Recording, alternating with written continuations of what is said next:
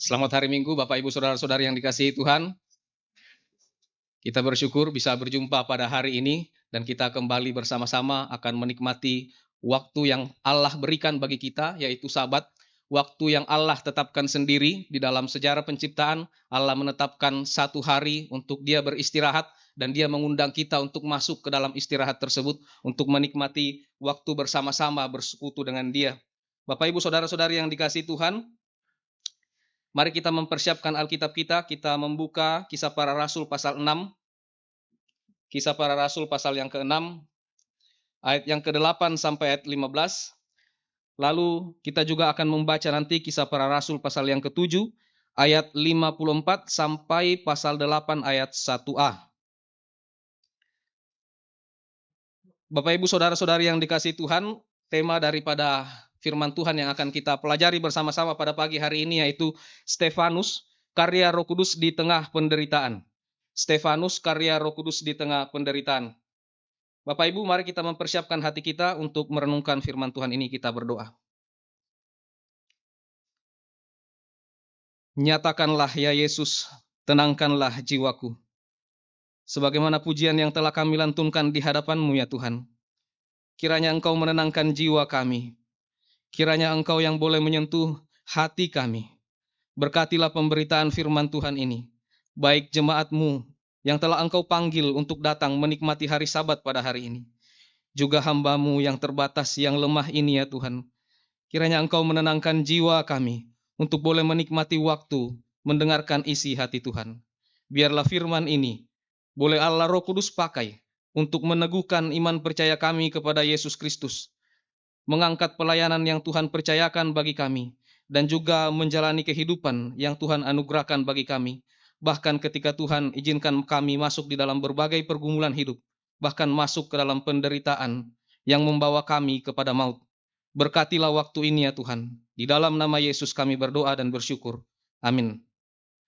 Bapak Ibu Saudara-saudari yang dikasihi Tuhan, waktu kita belajar dari kehidupan para rasul di dalam perjanjian baru ya, atau kita melihat kehidupan para nabi yang rela memperjuangkan kerajaan Allah di dalam perjanjian lama, seringkali ketika hamba Tuhan menarik aplikasi bahwa mari kita Bapak Ibu, kita melihat bagaimana kehidupan mereka dan kita berjuang untuk hidup setia melayani seperti mereka. Biasanya apa yang ada di dalam pikiran kita? Oh, di dalam pikiran kita akan langsung berkata bahwa itu kan kehidupan orang-orang kudus dalam perjanjian lama, wakil-wakil Allah. Itu kan kehidupan para rasul. Mereka adalah orang-orang yang begitu dekat dengan Kristus, yang melihat secara langsung apa yang menjadi teladan daripada Kristus. Lalu kemudian kita menaruh itu sebagai standar yang terlalu tinggi, seolah-olah kita tidak akan mampu untuk mengerjakan panggilan daripada pelayanan. Bapak Ibu, bagaimana kalau misalnya Alkitab memperhadapkan kepada kita, menunjukkan kepada kita, ada sosok di dalam gereja Tuhan, di gereja mula-mula pada saat itu. Dia adalah seorang yang biasa saja. Dia adalah seorang jemaat biasa saja. Tetapi kemudian Allah Roh Kudus membangkitkan dia untuk bahkan menjadi martir yang pertama. Martir yang pertama di dalam gereja Tuhan. Bapak Ibu, mari kita membuka Alkitab kita membaca Kisah Para Rasul pasal 6, ayat 8 sampai 15. Saya membaca ayat yang ke-8, Bapak Ibu membaca ayat yang ke-9, kita bergantian sampai ayat 15, lalu kita melanjutkan nanti pasal yang ke-7, ayat 54 sampai 8 ayat 1a. Tuduhan terhadap Stefanus. Stefanus yang penuh dengan anugerah dan kuasa, mengadakan mujizat-mujizat dan tanda-tanda di antara orang banyak.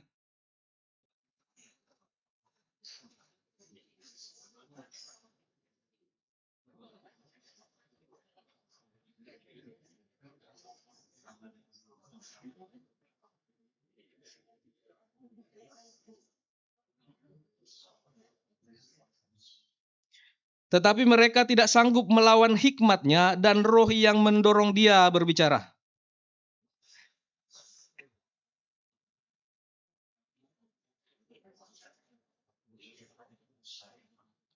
Dengan jalan demikian mereka menghasut orang banyak serta tua-tua dan ahli-ahli Taurat. Mereka menyergap Stefanus, menyeretnya dan membawa ke hadapan mahkamah agama.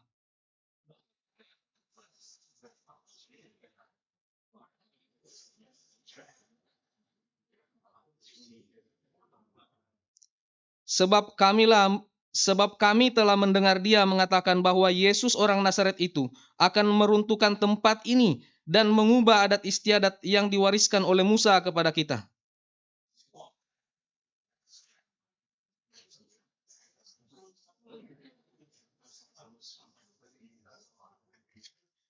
Mari kita baca pasal yang ke-7 ayat 54 sampai pasal 8 ayat 1a. Ketika anggota Mahkamah Agama itu mendengar semuanya itu, hati mereka sangat tertusuk. Mereka menyambutnya dengan kertak gigi.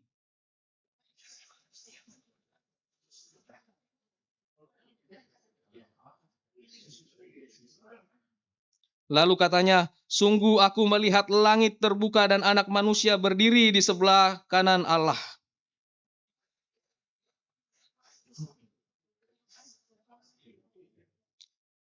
Mereka menghalau dia keluar kota dan melemparinya dengan batu. Saksi-saksi meletakkan jubah mereka di depan kaki seorang pemuda yang bernama Saulus.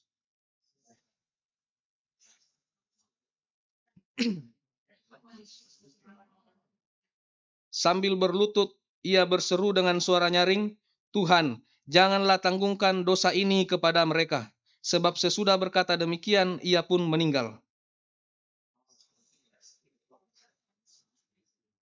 Amin. Bapak, Ibu, Saudara-saudari yang dikasihi Tuhan, saya kira kita semua sudah familiar dengan kisah ini mengenai Stefanus yang dicatat sebagai martir pertama ketika dia memberitakan Injil di Yerusalem pada saat itu. Saya mengangkat teks ini untuk kita bahas karena kita baru saja merayakan hari Pentakosta. Secara kronologis peristiwa ini terjadi beberapa saat setelah hari Pentakosta, Bapak Ibu. Ada 3 poin yang akan kita bahas dari pelayanan Stefanus. Yang pertama yang akan kita renungkan dari pasal 6 ayat 1 sampai 15. Roh Kudus itu memenuhi dan memperlengkapi Stefanus untuk melayani dan bersaksi. Yang kedua, Roh Kudus mengarahkan mata orang percaya kepada Kristus di tengah penderitaan. Dan yang ketiga, Roh Kudus memampukan orang percaya mengasihi dan mengampuni sampai akhir. Inilah 3 subtema yang akan kita bahas untuk mempertajam pemahaman kita terhadap tema utama, yaitu Stefanus, karya Roh Kudus di tengah penderitaan. Bapak, Ibu, Saudara-saudari yang dikasihi Tuhan, poin pertama, Roh Kudus memenuhi dan memperlengkapi Stefanus untuk melayani dan bersaksi. Setelah peristiwa Pentakosta, Bapak Ibu, para rasul memberitakan Injil di Yerusalem. Kita tahu hal itu. Allah bekerja dengan luar biasa. Jumlah orang percaya dikatakan terus bertambah dan semakin banyak orang dibaptis dan menjadi murid Kristus pada saat itu. Tetapi pertumbuhan yang pesat itu juga membawa tantangan yang baru.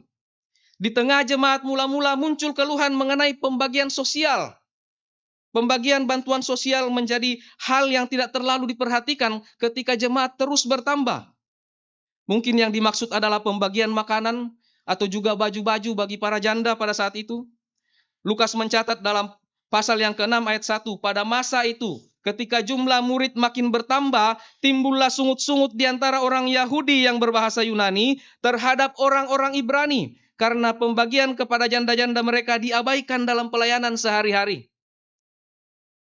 Bapak Ibu, pada waktu itu terdapat 2 kelompok utama di dalam jemaat di Yerusalem. Yang pertama yaitu orang-orang Ibrani, yaitu orang-orang Yahudi yang menggunakan bahasa Aram dan hidup dekat budaya dengan Palestina pada saat itu. Ini kelompok yang pertama di dalam gereja mula-mula pada saat itu. Yang kedua yaitu orang-orang Helenis, yaitu orang-orang Yahudi diaspora yang menggunakan bahasa Yunani dan lebih dipengaruhi oleh budaya Yunani Romawi pada saat itu. Persoalannya bukan sekedar soal makanan, Bapak Ibu. Ini menyangkut rasa keadilan di dalam tubuh Kristus. Jika tidak ditangani dengan baik, persoalan itu berpotensi memecah gereja yang sedang bertumbuh. Karena itu para rasul mengambil keputusan yang sangat penting. Mereka menyadari bahwa panggilan utama mereka adalah pelayanan firman dan doa. Bukan berarti pelayanan sosial tidak penting, tetapi Allah memberikan fungsi yang berbeda kepada setiap orang, Bapak Ibu. Maka dipilihlah 7 orang yang bertugas mengurus pelayanan meja itu, dan salah satunya yaitu Stefanus. Bapak Ibu, yang menarik, Lukas tidak terutama menyoroti kemampuan organisasi dan kemampuan manajerial daripada Stefanus. Sebaliknya, ia menekankan kualitas spiritualnya. pasal 6 ayat 5 dikatakan Lukas memperkenalkan profil Stefanus sebagai seorang yang penuh iman dan penuh Roh Kudus. Artinya, keberhasilan Stefanus dalam pelayanan bukan pertama-tama kemampuan manajerialnya, melainkan karena Roh Kudus memimpin hidupnya. Dan hasilnya persoalan jemaat dapat ditangani dengan baik, Bapak Ibu. Sehingga pelayanan firman para rasul tidak lagi terganggu pada saat itu. Jemaat kembali bersatu. Lukas kemudian mencatat dalam pasal 6 ayat 7, firman Allah makin tersebar dan jumlah murid di Yerusalem makin bertambah banyak, juga sejumlah besar imam menyerahkan diri dan percaya.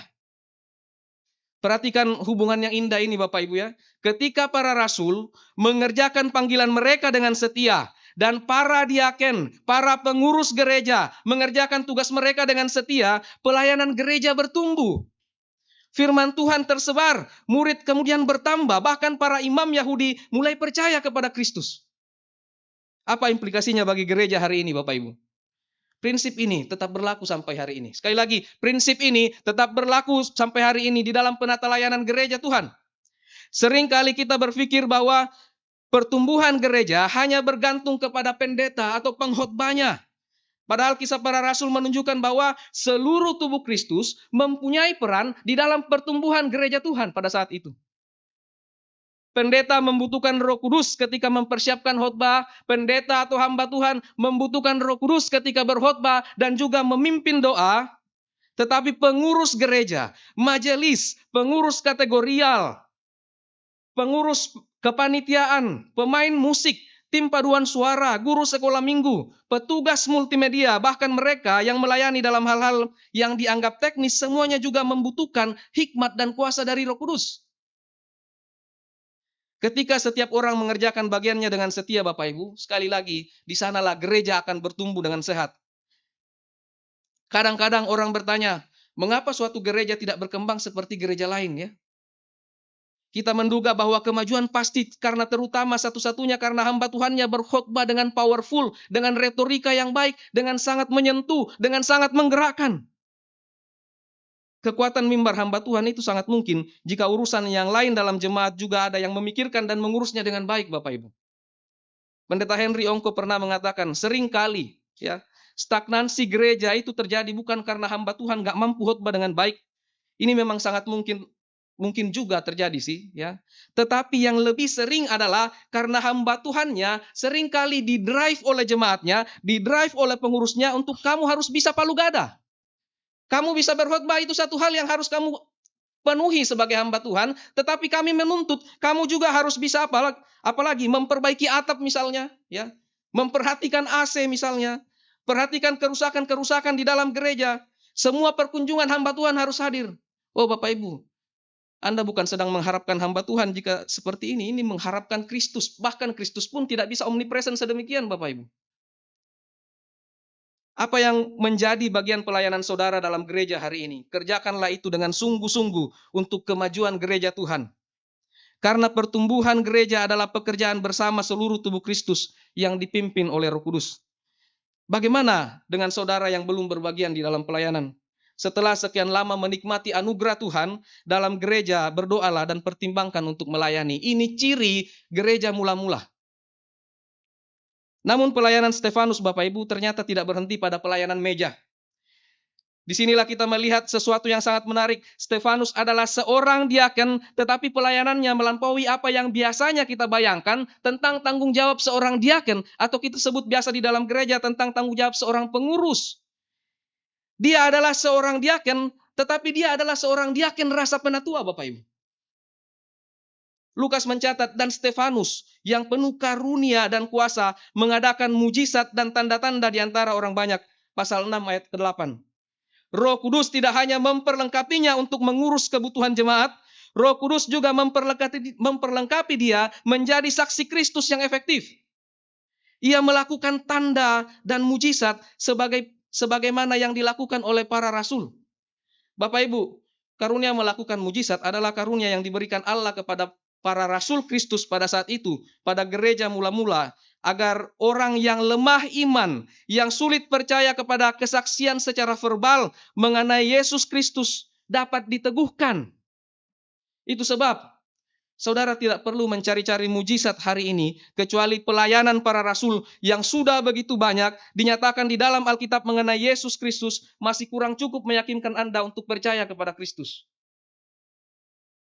Jemaat yang dewasa sekali lagi tidak harus mencari-cari mujizat untuk percaya kepada kesaksian tentang kematian dan kebangkitan Kristus bagi kita. Kenapa? Karena kesaksian Alkitab seharusnya cukup untuk menjelaskan bahwa Yesus Kristus itu adalah benar-benar Tuhan dan Juru Selamat kita. Tetapi menariknya Bapak Ibu, Lukas hanya menggunakan satu ayat untuk menjelaskan bahwa Stefanus melakukan mujizat. Seolah-olah Lukas ingin mengarahkan perhatian kita kepada sesuatu yang lebih penting. Bukan mujizatnya yang penting, melainkan kesaksiannya. Bukan tanda-tandanya, melainkan pemberitaan Injilnya. Karena itu Bapak Ibu, pasal 6 ayat 9 sampai pasal 7 ayat 53, ya, hampir 60 ayat. Fokus utama Lukas bukan lagi pada mujizat Stefanus, melainkan pada pengajarannya. Bapak Ibu, Lukas kemudian menceritakan bahwa Stefanus berdebat dengan sekelompok orang Yahudi di sinagog Libertini, atau disebut sebagai orang-orang merdeka, Bapak Ibu. Kenapa mereka disebut sebagai orang-orang merdeka? Karena tadinya mereka adalah tawanan daripada Romawi dan sekarang mereka merdeka, Bapak Ibu. Mereka adalah orang-orang Yahudi diaspora yang berasal dari Kirene, Alexandria, Kilikia, dan Asia. Mereka adalah orang-orang yang terdidik. Mereka terbiasa berdiskusi dan berdebat. Tetapi Lukas menulis, ayat 10 pasal 6, mereka tidak sanggup melawan hikmat dan Roh Kudus yang mendorong dia berbicara. Perhatikan baik-baik Bapak Ibu. Mereka berdebat dengan Stefanus, tetapi mereka tidak sanggup melawan Stefanus. Apakah karena Stefanus adalah seorang apologet yang hebat? Saya yakin iya. Tetapi di saat yang sama lagi-lagi Lukas mencatat bahwa itu karena Roh Kudus yang mendorong dia untuk bersaksi, yang membuatnya begitu fasih dan hebat di dalam menyampaikan seluruh argumennya tentang kematian dan kebangkitan Kristus. Tetapi secara natural, kita juga dapat mengatakan bahwa Stefanus sangat pintar dan mungkin melebihi Paulus. Mengapa Bapak Ibu? Karena Paulus berasal dari salah satu jemaat yang disebutkan di dalam teks ini. Bapak Ibu, mari kita baca Kisah Para Rasul pasal 21 ayat 39. Kisah Para Rasul pasal 21 ayat 39. 1, 2, 3. Paulus menjawab, "Aku adalah orang Yahudi dari Tarsus, warga dari yang terkenal di Kilikia. Aku minta supaya aku diperbolehkan berbicara kepada orang banyak itu." Jadi Bapak Ibu, pada saat itu kemungkinan besar Paulus melihat apa yang terjadi di sana. Mungkin juga dia turut berdebat dengan Stefanus pada saat itu. Apapun kecerdasan mereka termasuk Paulus, lawannya, mereka tidak mampu melawan hikmat yang diberikan Roh Kudus kepada Stefanus pada saat itu. Bapak Ibu, saya ingat sebuah pengalaman ketika kami pergi pelayanan di Purwokerto beberapa waktu yang lalu. Ketika Pendeta Tama menjadi pembicara dalam sebuah seminar mahasiswa di salah satu STT di Purwokerto, Bapak Ibu. Setelah seminar selesai dan sesi tanya jawab dibuka, ada dua mahasiswa yang mengajukan pertanyaan yang hampir sama pertanyaannya sebenarnya, yaitu mengenai hubungan antara kedaulatan Allah dan pilihan bebas manusia. Mahasiswa pertama bertanya dengan sikap yang terlihat sangat ingin belajar, Bapak Ibu ya. Ia sungguh bergumul bagaimana Allah berdaulat atas segala sesuatu, tetapi manusia tetap bertanggung jawab atas tindakannya. Setelah Pendeta Tama menjawab, ia mengajukan beberapa pertanyaan lanjutan, tetapi bukan untuk menyerang, melainkan untuk memperjelas pemahamannya. Tetapi ada mahasiswa yang kedua yang mengajukan pertanyaan yang mirip, Bapak Ibu. Tetapi semakin lama terlihat bahwa tujuannya bukan untuk mencari jawaban. Setiap jawaban yang diberikan selalu dipotong. Setiap penjelasan yang diberikan belum selesai sudah dibantah, Bapak Ibu. Pertanyaannya tidak lagi bertujuan untuk menemukan kebenaran, melainkan memenangkan perdebatan. Waktu itu saya duduk bersama Pak Beni, Bapak Ibu di belakang, ya. Kita jadi ikut tegang waktu itu, ya. Tegang karena kita pikir kalau kita yang bawa materi habis kita ini. Ya, untungnya yang jatah kami adalah kepada anak-anak SD begitu ya, anak-anak SMP, SMA. Dalam anugerah Tuhan Bapak Ibu, Pendeta Tama itu menjawab dengan sangat baik. Pertanyaannya apa yang membuat beliau mampu menjawab dengan sangat baik? Orang biasa mengatakan apa? jam terbang. Ya, saya percaya hal itu. Tetapi saya percaya yang kedua bahwa yang membuat beliau bisa menjawab dengan baik adalah karena Roh Kudus yang menjadi penyebab utamanya. Kenapa Bapak Ibu? Ya, lagi pula pada saat itu Pak Tama ke sana naik kereta bukan naik pesawat. Jadi mungkin bukan jam terbang satu-satunya Bapak Ibu ya. Tetapi Bapak Ibu ya, hanya pemandangan di Mahkamah Agama saat itu jauh lebih sulit Bapak Ibu ya. Di dalam pengadilan ketika orang tidak mampu mengalahkan kebenaran, mereka sering mencoba membungkam pembawa kebenaran dengan cara yang kotor. Sekali lagi, terlalu sering kita melihat pengadilan dan ketika orang yang sudah benar bisa menyatakan kebenaran, mereka sering kali membungkam pembawa kebenaran dengan cara yang kotor. Itulah yang terjadi pada Stefanus. Awalnya mereka berdebat secara terbuka, tetapi ketika mereka kalah dalam argumentasi, mereka beralih kepada fitnah, mereka menyuap saksi-saksi palsu, mereka memutarbalikkan perkataan Stefanus. Mereka menghasut orang banyak, mereka menangkapnya dan membawanya ke Mahkamah Agama, menghadapi orang-orang yang bergelar PhD dalam teologi pada saat itu Bapak Ibu. Stefanus dituduh menghina Musa, menghina Taurat, menghina Allah, dan menghina bait suci. Padahal tuduhan-tuduhan itu tidak benar sama sekali. Ketika imam besar bertanya, apakah tuduhan-tuduhan itu benar? Stefanus tidak sekedar membela diri Bapak Ibu. Ia mengambil kesempatan itu untuk memberitakan Injil. Ia menguraikan seluruh sejarah penebusan mulai dari Abraham, Yusuf, Musa hingga Kristus. Bapak Ibu bisa baca dalam pasal 7 bagian-bagian pertama. Lalu pada bagian penutup khotbahnya Bapak Ibu, pada bagian penutup pengajaran daripada Stefanus, kesaksian daripada Stefanus pada saat itu, ia menyampaikan teguran yang sangat tajam. Hai orang-orang yang keras kepala dan yang tidak bersunat hati dan telinga. Bapak Ibu, R.C. Sproul mengomentari bagian ini. Seolah-olah dia mengatakan bahwa di sini kita melihat seolah-olah Stefanus berkata kepada para Sanhedrin itu, aku tahu kamu telah disunat. Kamu tahu bahwa di tubuhmu ada tanda perjanjian lama yang baru saja kukatakan, tetapi sunatmu tidak pernah melampaui kemaluanmu. Sunatmu tidak pernah mencapai hatimu. Sunatmu tidak pernah sampai di telingamu. Itu sebab kamu selalu menolak Roh Kudus.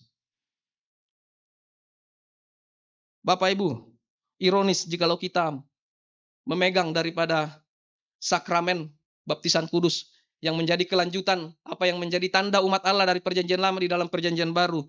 Tetapi sakramen baptisan kudus maksud saya. Tetapi kalau kita menyandang itu, kita memiliki itu. Tetapi kita tidak memiliki hati yang disunat. Hati atau telinga yang disunat. Itu sama dengan kita seperti orang-orang Sanhedrin yang terus menolak Allah Roh Kudus. Mereka menuduh Stefanus melawan Taurat. Tetapi Stefanus menunjukkan bahwa justru mereka lah yang tidak mentaati Taurat. Mereka menuduh Stefanus menolak Allah, tetapi justru mereka lah yang terus-menerus menolak Roh Kudus. Simon Kistemaker mengatakan bahwa mereka menempatkan Stefanus sebagai terdakwa pada saat itu, tetapi melalui firman Tuhan, posisi itu terbalik. Stefanus yang tadinya dituduh, sekarang berbalik menjadi penuduh bagi mereka, dan para hakim berubah menjadi pihak yang sedang dihakimi oleh firman Allah. Itulah sebabnya mereka menjadi sangat marah dan segera ingin membunuh Stefanus, Bapak Ibu. Apa implikasinya bagi kita? Apa yang dapat kita pelajari dari Stefanus pada bagian ini, Bapak Ibu? Pertama, Roh Kudus tidak hanya bekerja melalui mimbar, tetapi juga melalui setiap bentuk pelayanan yang dilakukan dengan setia. Pelayanan meja yang tampaknya sederhana dapat menjadi sarana yang Allah pakai untuk menopang kemajuan Injil. Itu yang pertama.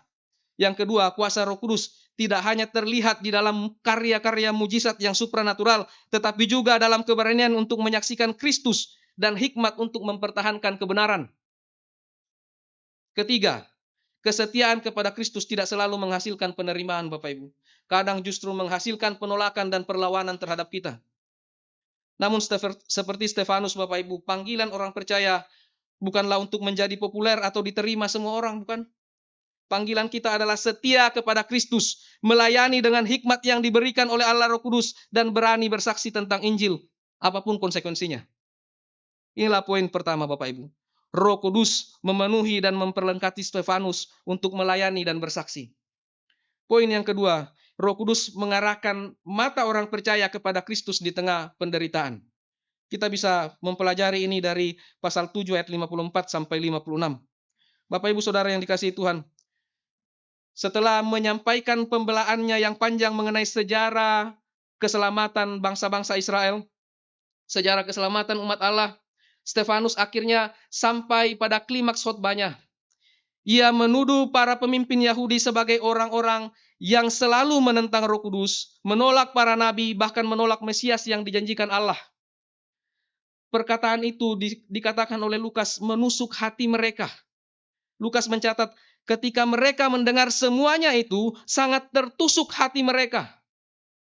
Bapak Ibu, menariknya istilah ini mengingatkan kita pada peristiwa Pentakosta dalam Kisah Para Rasul pasal 2.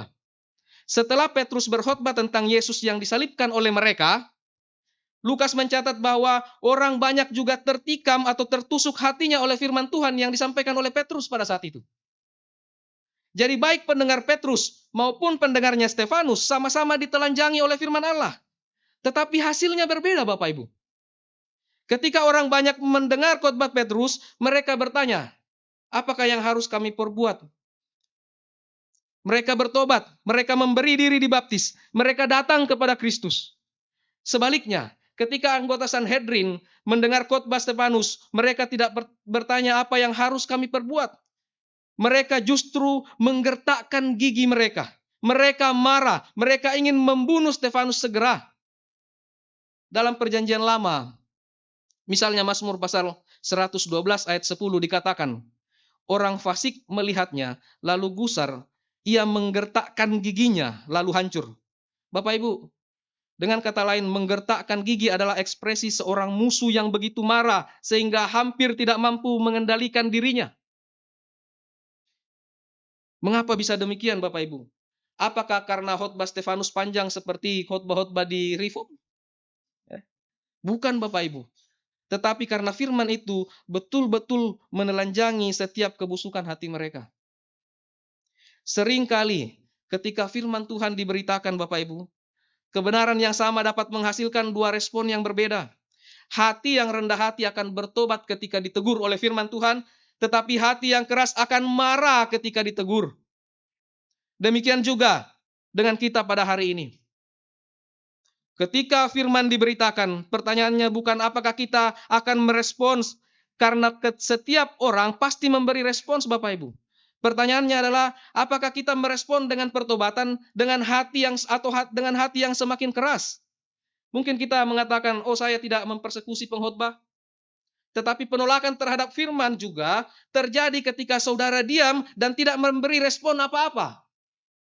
Perlawanan halus adalah ketika kita menjadi penikmat firman Tuhan, pendengar firman Tuhan, tetapi tidak pernah mau menjadi pelaku firman Tuhan. Bapak Ibu, Lukas memperlihatkan sebuah kontras yang luar biasa hari itu. Di satu sisi, ada Sanhedrin yang dipenuhi kemarahan. Di sisi yang lain, ada Stefanus yang dipenuhi Roh Kudus. Di satu sisi, ada orang yang kehilangan kendali atas dirinya karena kebencian. Di sisi yang lain, ada seorang hamba Tuhan yang tetap tenang ketika kematian sudah berada di depan matanya. Apa yang membedakan keduanya Bapak Ibu? Ayat 55 memberikan jawabannya. Tetapi Stefanus yang penuh dengan Roh Kudus menatap ke langit. Tetapi Stefanus yang penuh dengan Roh Kudus menatap ke langit. Perhatikan baik-baik, Roh Kudus tidak pertama-tama mengubah keadaan Stefanus yang sulit pada saat itu. Roh Kudus justru mengubah arah pandangannya dia. Musuh-musuhnya masih ada, ancaman kematian masih ada, ketidakadilan masih ada pada saat itu. Tetapi Roh Kudus mengangkat mata Stefanus dari ruang sidang dunia kepada realitas surgawi.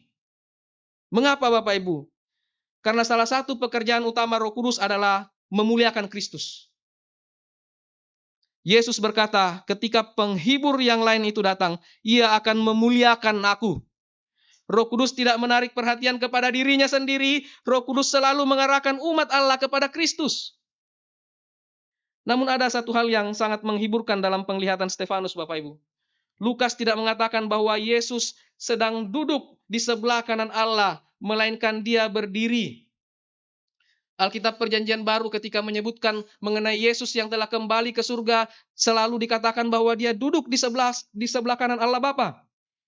Tetapi di sini dikatakan dia berdiri. Pertanyaannya, mengapa Yesus berdiri? Alkitab memang tidak menjelaskan secara langsung alasannya. Tetapi dalam konteks yang sedang terjadi Bapak Ibu, kita dapat melihat sebuah gambaran yang sangat indah. Bahwa di bumi, Stefanus sedang berdiri di hadapan hakim yang tidak adil. Ia difitnah oleh saksi-saksi palsu. Ia diadili tanpa prosedur yang benar. Bahkan tidak ada keputusan resmi yang dijatuhkan sebelum hukuman mati dilaksanakan. Tidak ada voting sebagaimana aturan Taurat. Mahkamah tertinggi Israel gagal memberikan keadilan pada saat itu Bapak Ibu. Tetapi pada saat yang sama, ketika hakim dunia gagal mengadili dengan benar, Stefanus melihat hakim yang sejati berdiri di surga. Para hakim di bumi sedang bersiap menjatuhkan hukuman mati, tetapi hakim seluruh bumi sedang berdiri untuk menyambutnya di dalam kemuliaan.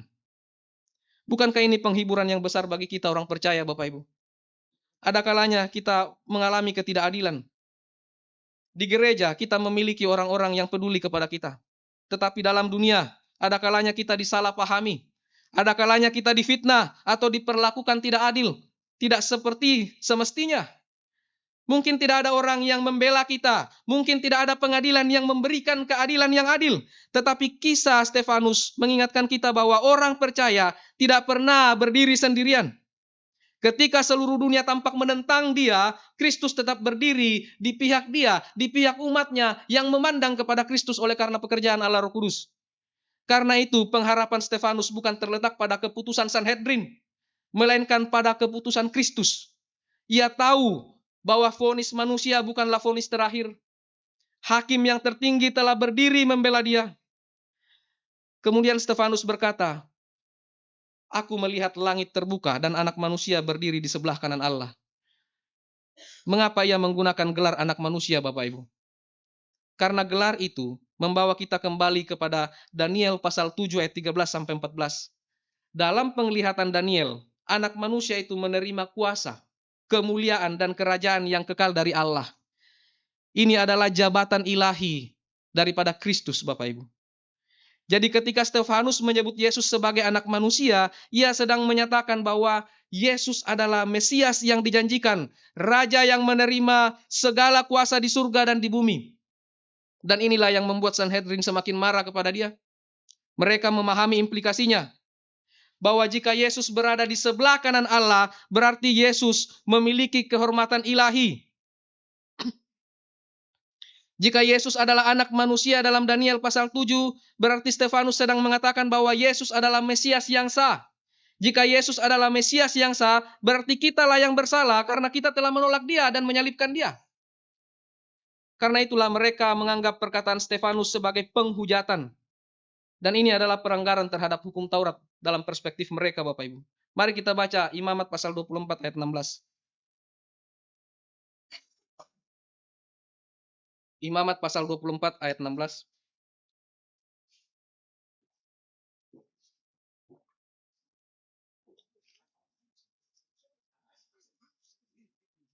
Kita baca bersama-sama Imamat 24 ayat 16, 1, 2, 3. Siapa yang menghujat nama Tuhan,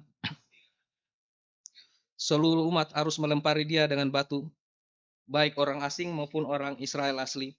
Apabila ia menghujat nama itu, haruslah ia dihukum mati.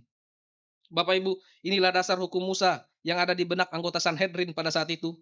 Ketika mereka mendengar Stefanus berkata bahwa ia melihat Yesus berdiri di sebelah kanan Allah, mereka menganggap bahwa Stefanus sedang menyamakan Yesus dengan Allah.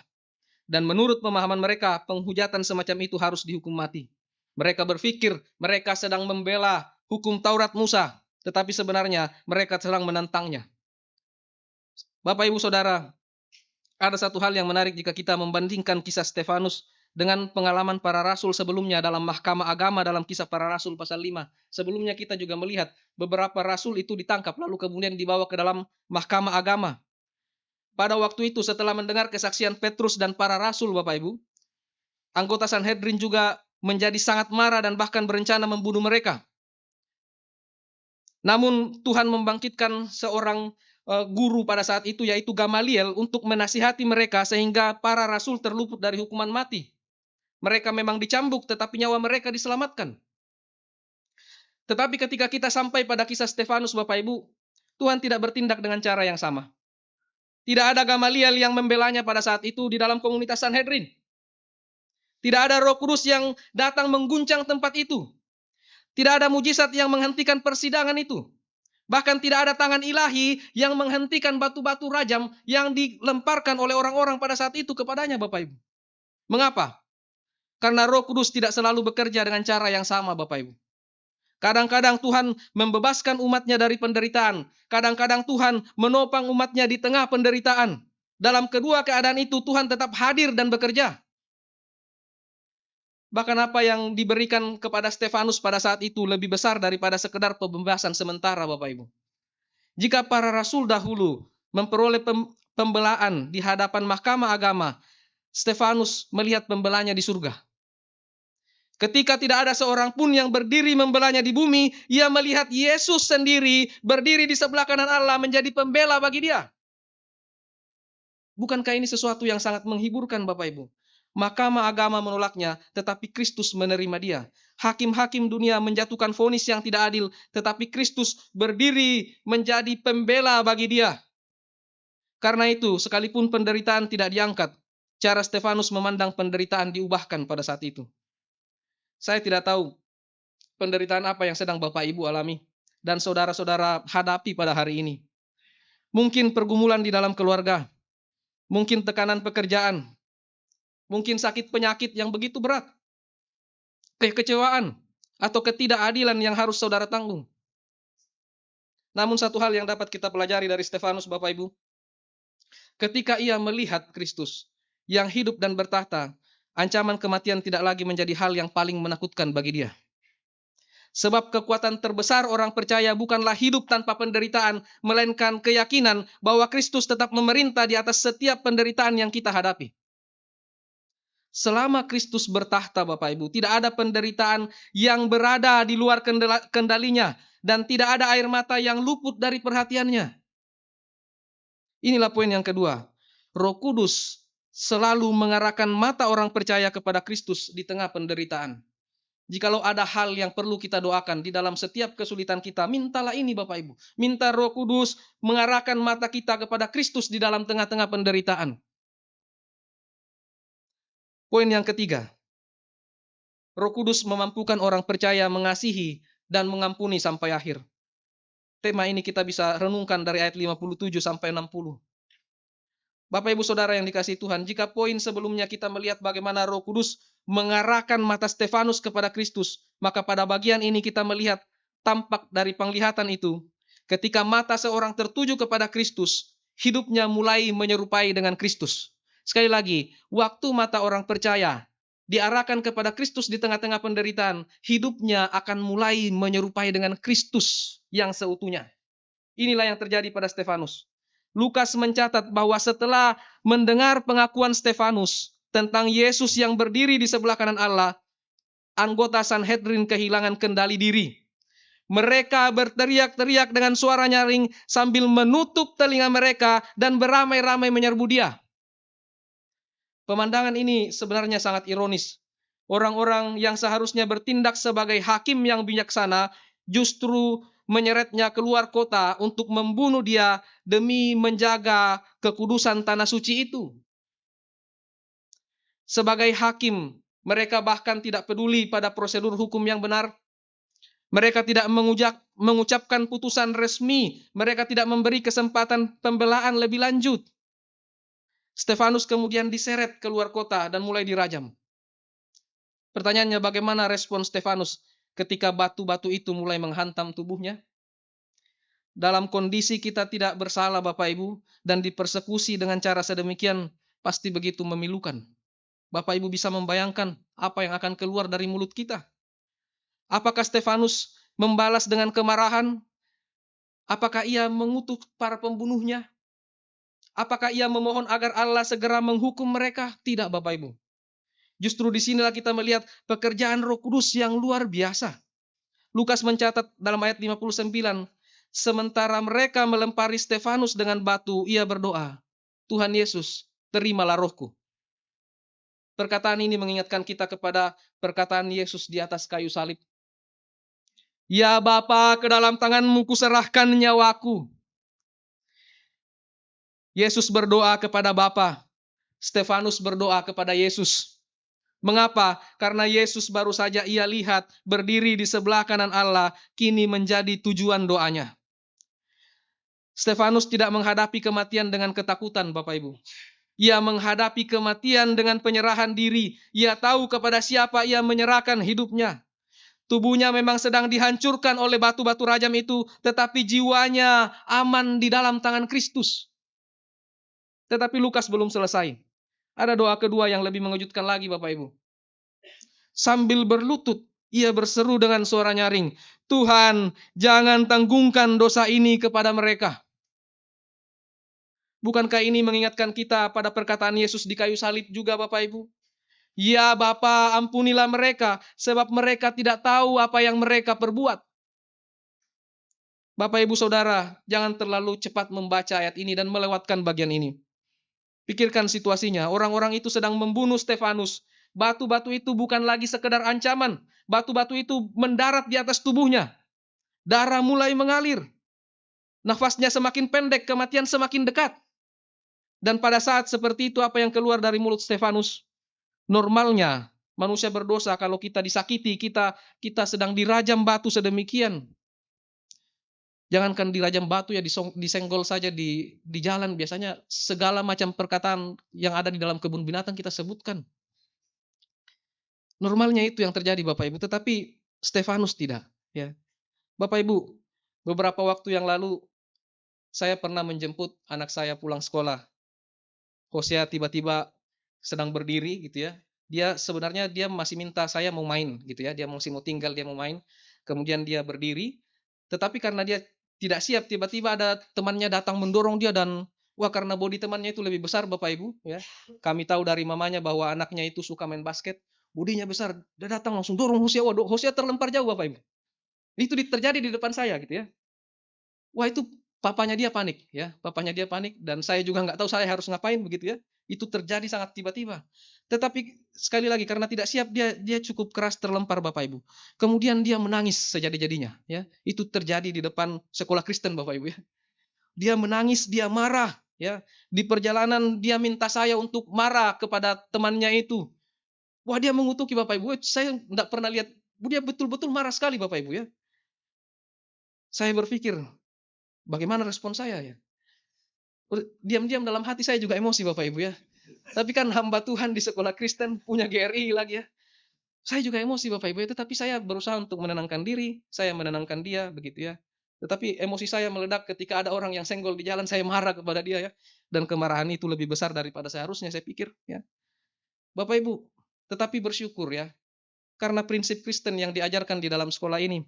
Keesokan harinya itu temannya membuat sebuah gambar ya. Dia menggambar, ada gambar sekolah begitu ya. Memang kita harus berusaha menerka gambar apa itu ya. Tetapi anak itu dia menggambar sebuah sekolah, bangunan begitu ya. Terus ada dia gitu ya, terus ada Hosea begitu ya. Ya gambarnya orang tapi bentuk korek api begitu ya.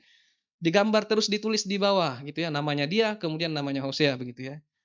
Dan ketika itu diberikan kepada Hosea, itu mengobati hatinya dia ya. Di situ ada tulisan, saya minta maaf ya Hosea begitu ya.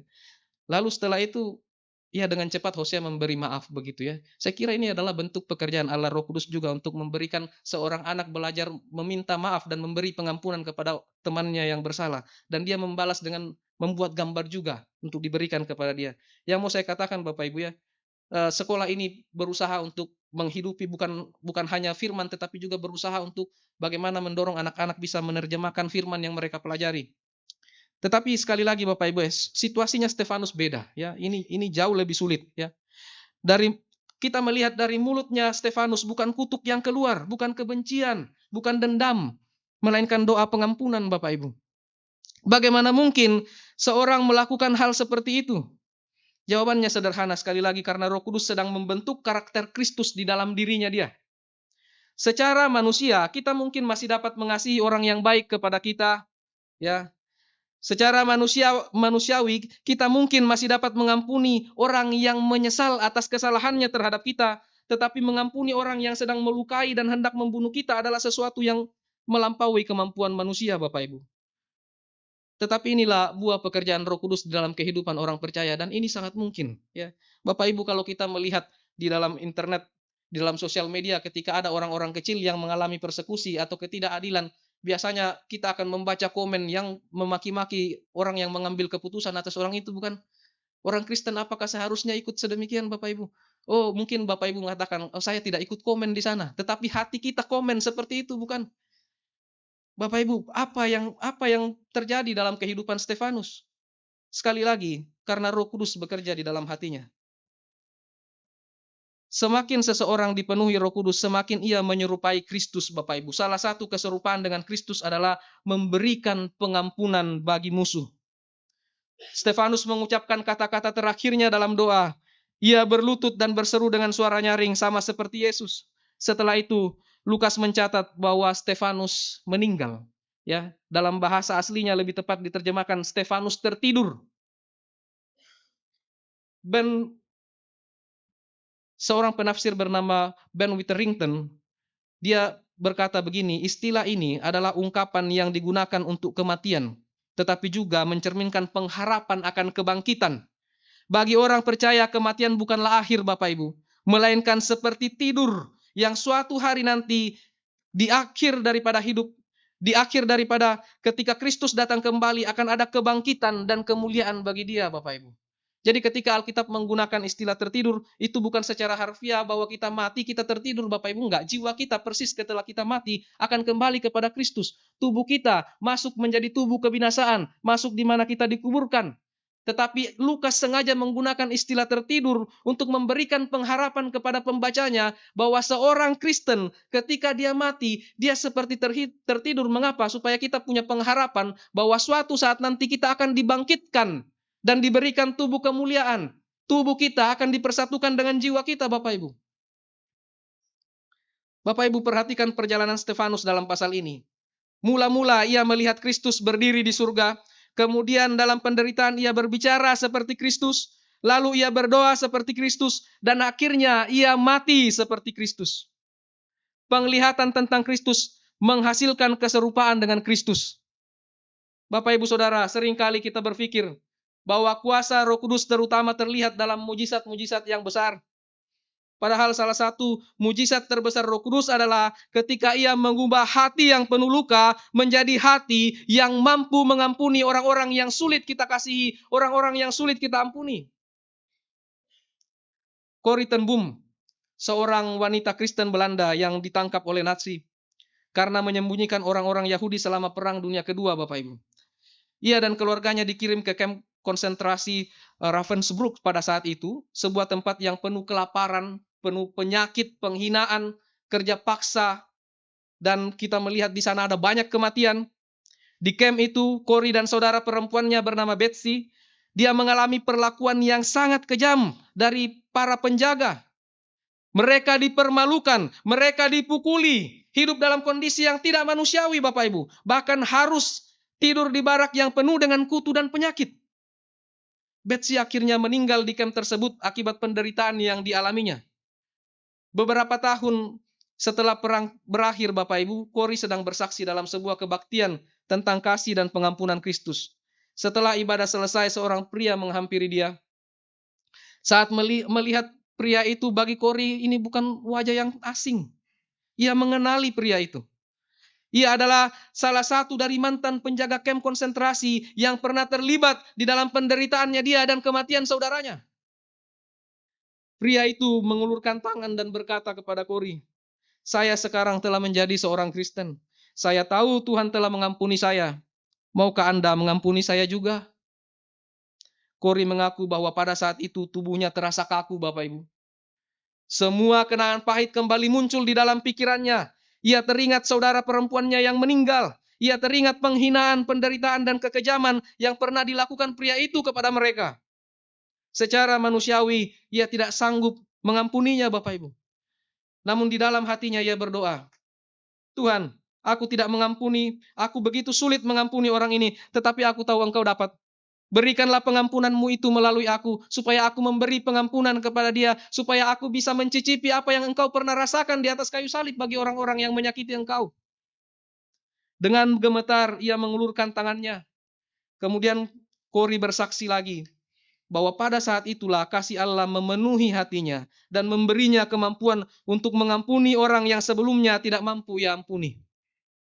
Dari pengalaman Kori, Bapak Ibu, ia menyadari bahwa pengampunan Kristen bukanlah hasil kekuatan manusia, melainkan pekerjaan Roh Kudus dan anugerah Allah di dalam hati orang percaya. Ketika ia mengubah dendam menjadi doa, itulah yang terjadi pada Stefanus. Dan lihatlah bagaimana Allah memakai doa itu, Bapak Ibu. Saya ajak kita untuk memperhatikan ayat Alkitab kita, Bapak Ibu.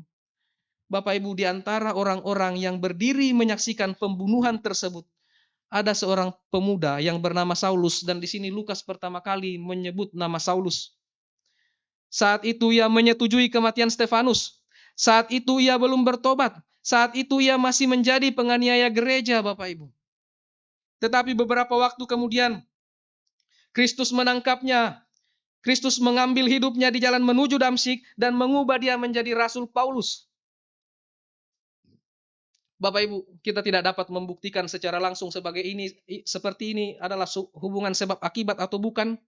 Tetapi kita tidak dapat mengabaikan fakta bahwa orang yang didoakan oleh Stefanus akhirnya menjadi salah satu pembicara Injil terbesar dalam sejarah gereja. Sehingga Bapak Agustinus mengatakan bahwa jika Stefanus tidak berdoa pada saat itu, gereja mungkin tidak akan memiliki Paulus. Bapak Ibu, bagaimana dengan Anda? Adakah Anda juga pernah dilukai dan begitu sulit memberi pengampunan? Mungkin oleh orang tua kita di masa lalu kita memiliki memori yang tidak baik tentang mereka. Mungkin teman kita yang pernah mengkhianati kita, teman bisnis kita yang pernah mengkhianati kita. Mungkin oleh saudara kita. Mungkin hari ini ada orang yang melukai Anda, ada orang yang mengecewakan Anda, ada orang yang mempermalukan Anda dengan tidak adil. Secara manusiawi Anda ingin membalas. Secara manusiawi Anda ingin menyimpan kepahitan. Tetapi kisah Stefanus mengingatkan kita bahwa Roh Kudus memampukan orang percaya melakukan sesuatu yang tidak mampu dilakukan oleh kekuatan manusia. Mengasihi dan mengampuni sampai akhir. Bahkan mendoakan musuh kita. Ketika Roh Kudus memenuhi hidup kita, Bapak Ibu, kita tidak hanya memberi keberanian untuk bersaksi, ya. Roh Kudus tidak hanya memberi kita keberanian untuk bersaksi, ia juga memberi kemampuan untuk mengasihi musuh, mendoakan orang yang menyakiti kita dan menyerahkan penghakiman kepada Kristus. Bapak Ibu tentu ingat, Ibu Vikaris Maria Maso pernah bertanya kepada kita waktu dia melayani di sini.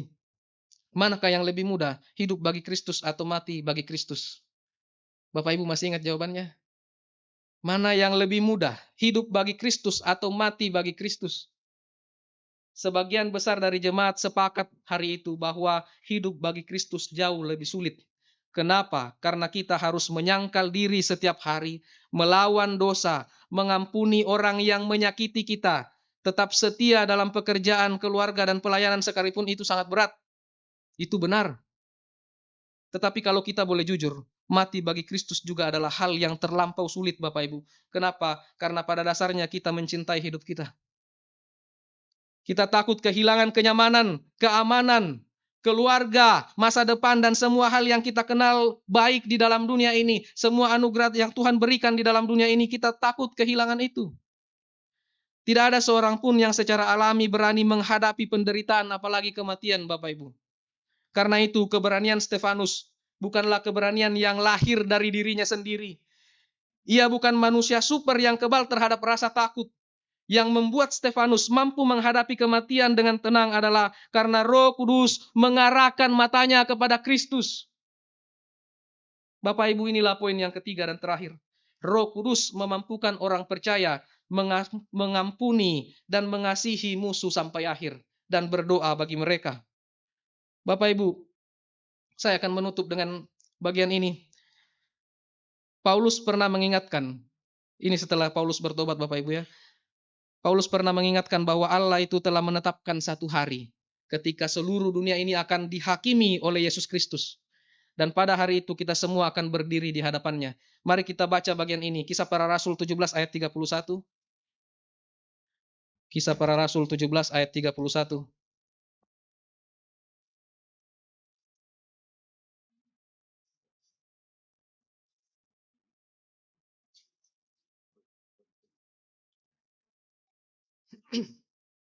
Mari kita baca bersama-sama. 1, 2, 3. Karena ia telah menetapkan suatu hari, pada waktu mana ia dengan adil akan menghakimi dunia oleh seorang yang telah ditentukannya.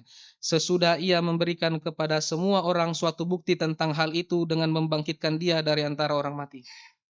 Bapak Ibu, suatu hari nanti kita semua akan dibawa ke depan penghakiman Kristus.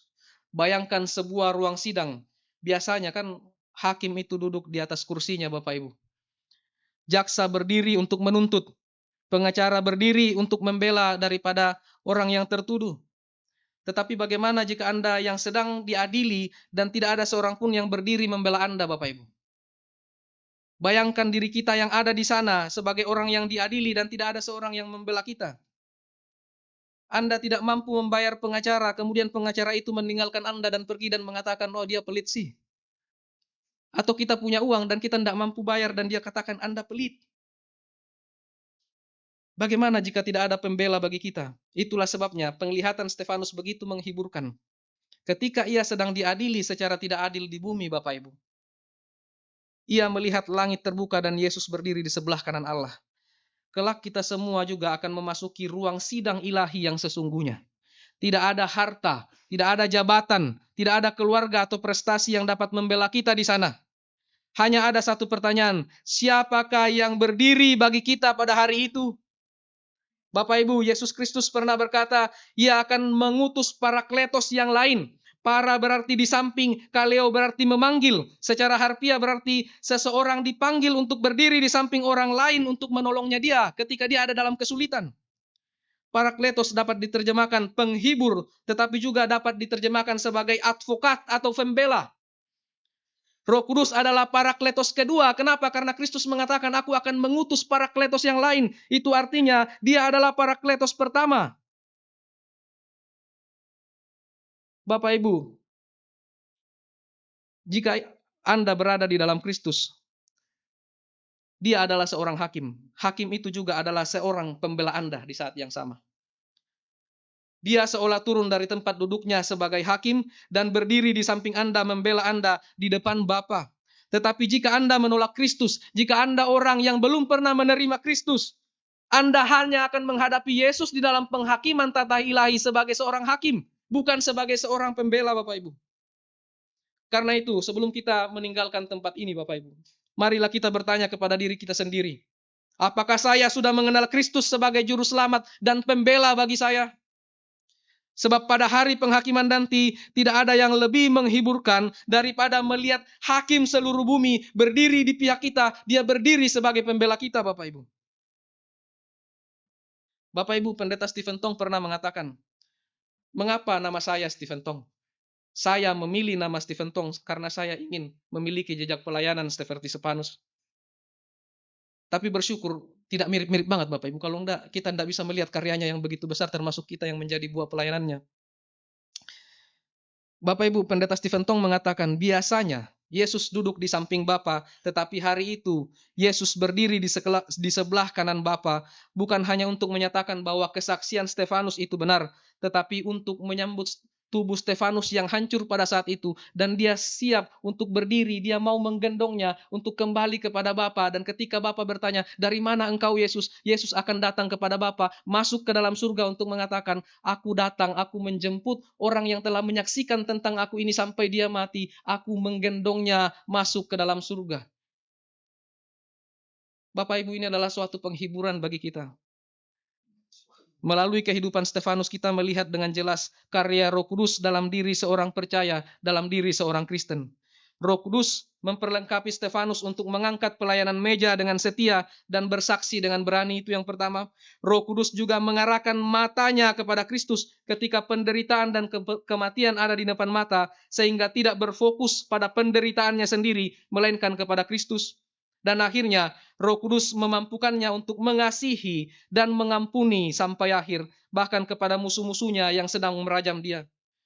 Kiranya Allah Roh Kudus yang sama juga memberikan kita kekuatan untuk mengerjakan pelayanan-pelayanan kita, termasuk ketika kita bergumul menghadapi penderitaan atau menghadapi bayang-bayang maut. Mari kita berdoa.